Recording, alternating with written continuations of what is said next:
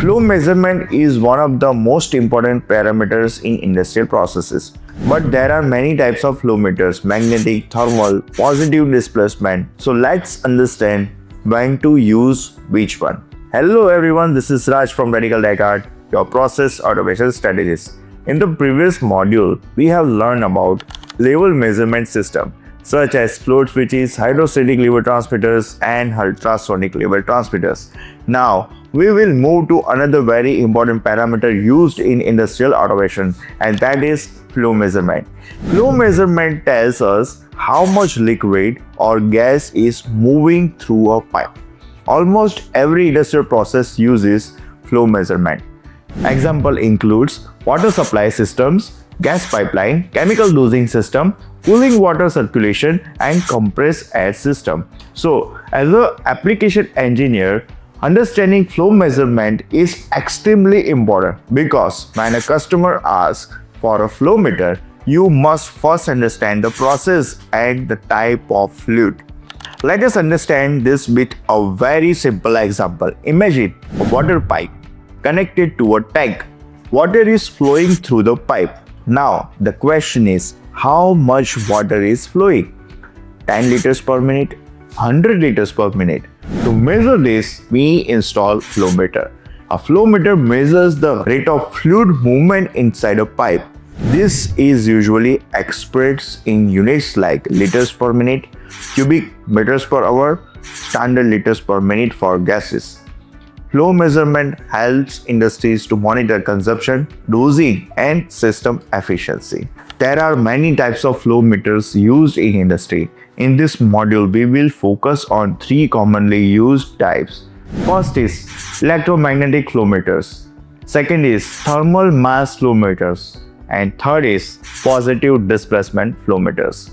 Each type is used for different applications. Let's start with electromagnetic flow meters, also called as MEG meters. These flow meters work on a simple principle called Faraday's law of electromagnetic induction. When a conductive liquid flows through a magnetic field, a small voltage is generated. This voltage is proportional to the flow velocity. The instrument measures this voltage and calculates the flow rate. Electromagnetic flow meters are commonly used for conductive liquids such as water, wastewaters, slurries, chemical solutions. Typically, applications are water treatment plants, industrial water pipelines, and chemical processing plants. One important condition is that the liquid must be electrically conductive. These flow meters will not work for oils or gases. Now, let us talk about thermal mass flow meters. These are commonly used for gas flow measurement. Thermal flow meters measures how much heat is carried away by the flowing gas. Inside the sensors, there are small heated elements. When a gas flows over this element, the gas removes the heat. The instrument measures this heat loss and calculates the gas flow rate. Thermal mass flow meters are widely used in compressed air system, natural gas pipeline, biogas system, and industrial gas monitoring.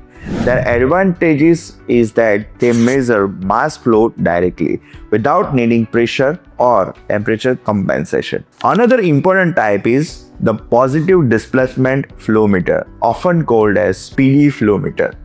This type of flow meter works like a mechanical counting system.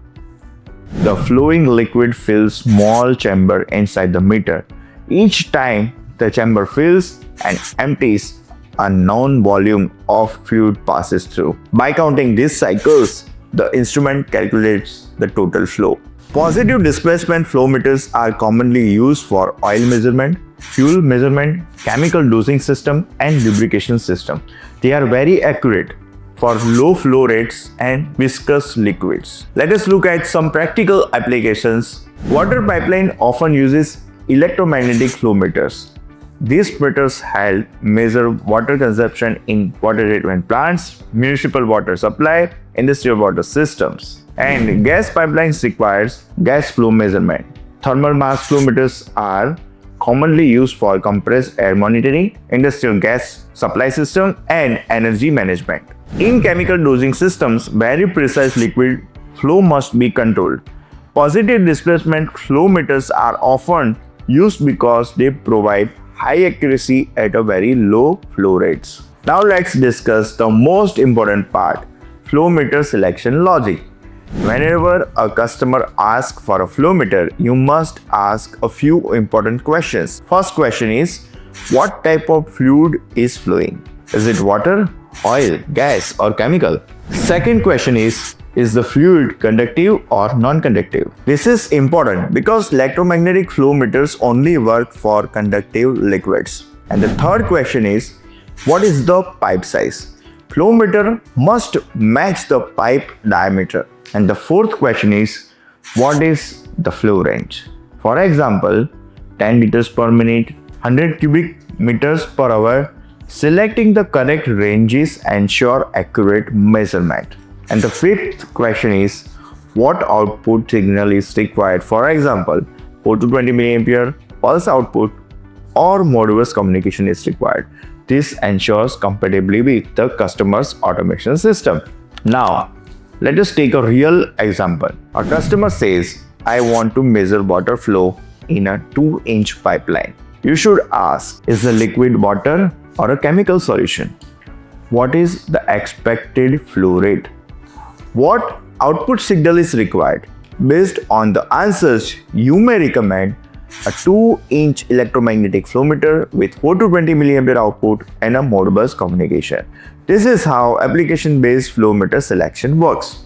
In this module, we have learned about what flow measurement is, common types of flow meters, electromagnetic flow meters, thermal mass flow meters, and positive displacement flow meters. We also discussed flow meter selection logic and application examples. So, flow measurement is very essential in industries such as water treatment plants, chemical processing, gas pipelines, energy monitoring system, and understanding how different flow meters work helps application engineer recommend the right solution for each customer. So thank you so much for watching. See you all in my next video.